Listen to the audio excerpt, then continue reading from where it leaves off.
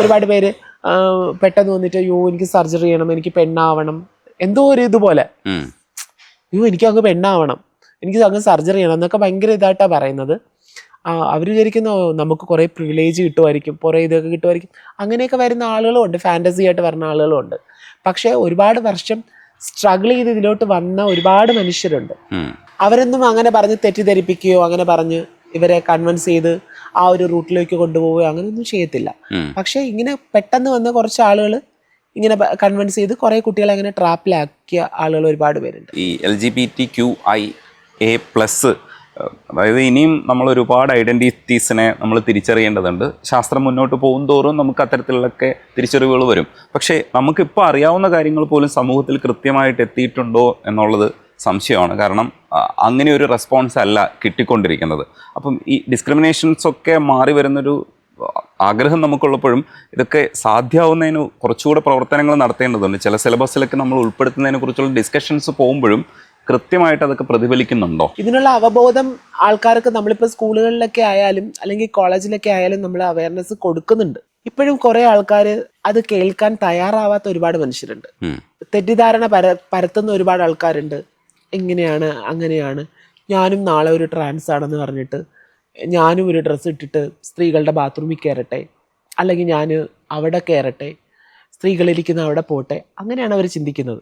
ഒരു trans woman ഒരിക്കലും ഒരിടത്ത് പോയിട്ട് ഒരു സ്ത്രീയുടെ ഇത് ആസ്വദിക്കുകയോ അല്ലെങ്കിൽ അവിടെ പോയിട്ട് അത് ആസ്വദിക്കാനൊന്നും പോവില്ല. നമ്മളെപ്പോഴും കംഫർട്ടബിൾ ആവുന്നതും സ്ത്രീകൾക്കിടയിലാണ്. നമ്മളൊരു കംഫർട്ടബിൾ ആണ്, നമ്മളിവിടെ സേഫ് ആണ് എന്ന് കരുതുന്നത്. നമ്മളിപ്പോൾ ഒരു ബസ്സിലാണെങ്കിലും ഒരു ട്രെയിനിലാണെങ്കിലും നമ്മൾ യാത്ര ചെയ്യുമ്പോഴത്തേക്കും നമ്മളെ അടുത്ത് വന്നിരിക്കാൻ തയ്യാറാവുന്ന സ്ത്രീകളാണ്. ട്രാൻസ് ആണെന്ന് അറിഞ്ഞിട്ട് വന്നിരിക്കാൻ തയ്യാറാവുന്നത്. എൻ്റെ കമന്റ് ബോക്സ് നോക്കിക്കഴിഞ്ഞാൽ അറിയാം, ഒരുപാട് സ്ത്രീകളാണ് മെസ്സേജ് അയക്കുന്നത്, കമന്റ് ചെയ്യുന്നത് റിയൽ അക്കൗണ്ടിൽ നിന്ന് തന്നെ. ഒരു പുരുഷനാണ് വന്നൊരു കമന്റ് ചെയ്യുന്നതെങ്കിൽ ഫേക്ക് അക്കൗണ്ടിൽ നിന്ന് കമന്റ് ഇടാനാണ് ധൈര്യപ്പെടുന്നത്.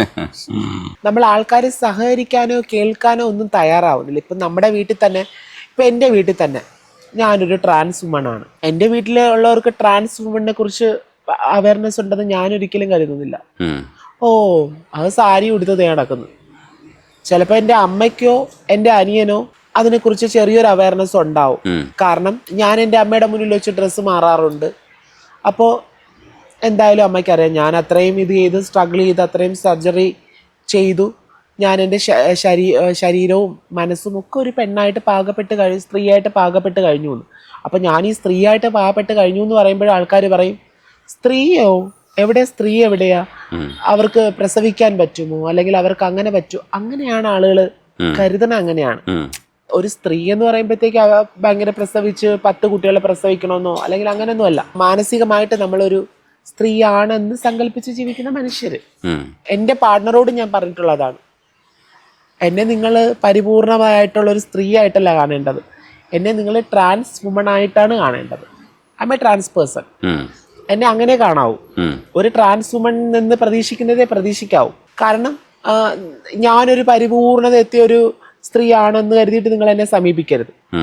ഞാനൊരു എൻ്റെതായ പരിമിതികൾ എനിക്കുണ്ട്.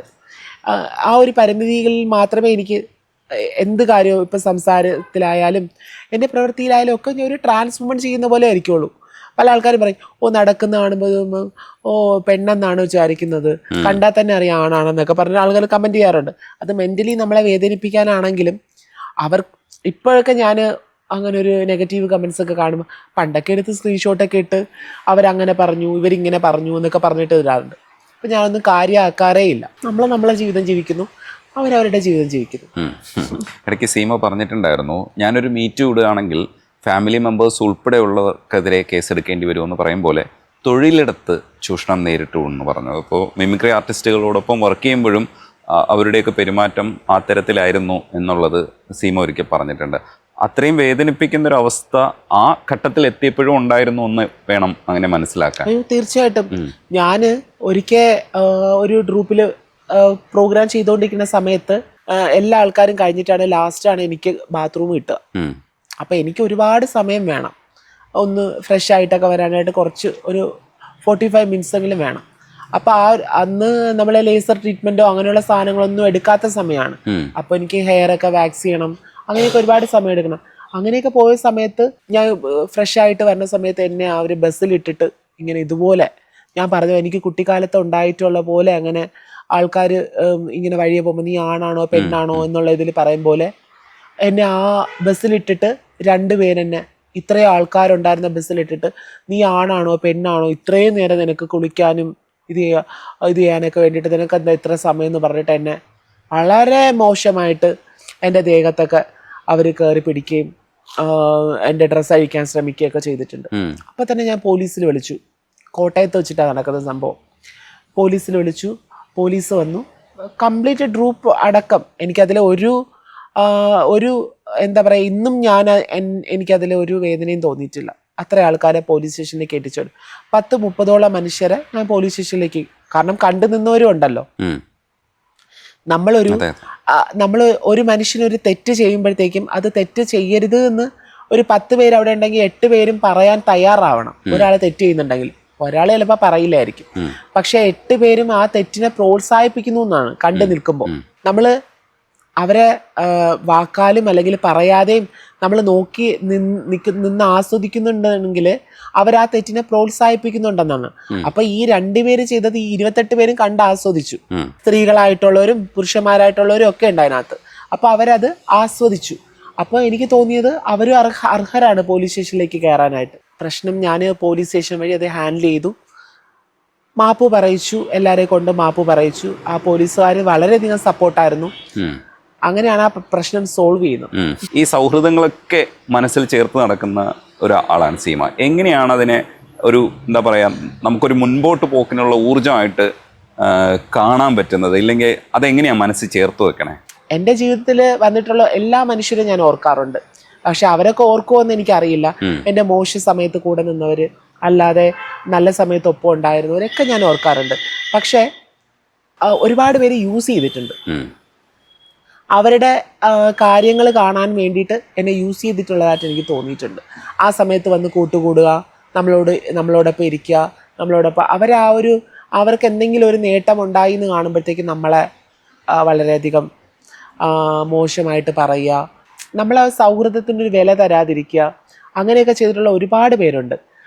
ആരും അങ്ങനെ ഒരിക്കലും എന്താ പറയുക ഒരു രാത്രിയിൽ എന്തോ ഒരു ഡിപ്രഷനിൽ ഇരിക്കുന്ന സമയത്ത് ഞാനിങ്ങനെ രാത്രി ആയപ്പോഴത്തേക്കും ഞാൻ അമ്മയെ വിളിക്കുകയാണ്. എനിക്ക് ആരോടെങ്കിലും എൻ്റെ ഒരു വിഷമം പറയണം എന്നുള്ളത്. അപ്പോൾ നമ്മൾ ഈ ഹോർമോൺസും കാര്യങ്ങളും ഒക്കെ എടുക്കുന്നുണ്ട്, മൂഡ് സ്വിങ്സ് ഒക്കെ വളരെ പെട്ടെന്ന് ഉണ്ടാവും. അപ്പോൾ ഒരു രാത്രിയിൽ ഇങ്ങനെ അമ്മയെ വിളിക്കുകയാണ്. അമ്മയെ വിളിച്ചിട്ട് ഇങ്ങനെ പറയാണ്, ഞാൻ അമ്മയോട് ചോദിക്കുകയാണ്, എപ്പോഴെങ്കിലും എന്നെ സ്നേഹിച്ചിട്ടുണ്ടോ? അത് ഭയങ്കര വിഷമമുള്ള കാര്യമാണ്. എനിക്കൊന്നിന് രാത്രി ഒരു 1-1.5 സമയം ആയിട്ടുണ്ടായിരിക്കും. ആ സമയത്താണ് ഞാൻ വിളിച്ചു ചോദിക്കുന്നത്, എപ്പോഴെങ്കിലും സ്നേഹിച്ചിട്ടുണ്ടോ എന്ന് ഞാൻ വിളിച്ചു ചോദിച്ചു. അപ്പൊ ഞാൻ പ്രതീക്ഷിക്കുന്ന മറുപടി അങ്ങനെയല്ല. ഞാൻ പ്രതീക്ഷിക്കുന്ന നിനക്ക് എന്താ ഈ നേരത്ത് ഇങ്ങനെ വിളിച്ച് ചോദിക്കാൻ തോന്നിയത്, അങ്ങനെ തോന്നാൻ എന്താ കാരണം, അല്ലെങ്കിൽ നീ ഇതൊന്നും ചിന്തിക്കാതെ എപ്പോഴും ഉണ്ടാവില്ലേ കൂടെ, നിനക്ക് എന്താ വിഷമം, നീ ഇപ്പൊ ചോദിക്കാൻ എന്താ കാരണം എന്നൊക്കെയാണ് ഞാൻ കരുതിയിട്ടുണ്ട്. പക്ഷെ എനിക്ക് തിരിച്ചു കിട്ടിയത് 4 ചീത്ത പറഞ്ഞു. അങ്ങനെ പറഞ്ഞിട്ട് നിനക്ക് എന്താ വട്ടാണോ എന്നൊക്കെ ചോദിച്ചിട്ട് അങ്ങനെ. അപ്പൊ ഞാൻ മനസ്സിലാക്കിയതാണ്, നമ്മള് ആ ഒരു നേരത്ത് ഒരു 1:30 മണി ആയപ്പോഴത്തേക്കും നമ്മൾ അങ്ങനെ വിളിച്ച് ചോദിക്കുന്നുണ്ടെന്നെങ്കിൽ ഞാൻ മനസ്സിലാക്കുന്ന അവർക്ക് എന്തോ വിഷമം ഉള്ളതുകൊണ്ടാണ്, അല്ലേ? എന്തോ വിഷമം ഉള്ളതുകൊണ്ടാണ്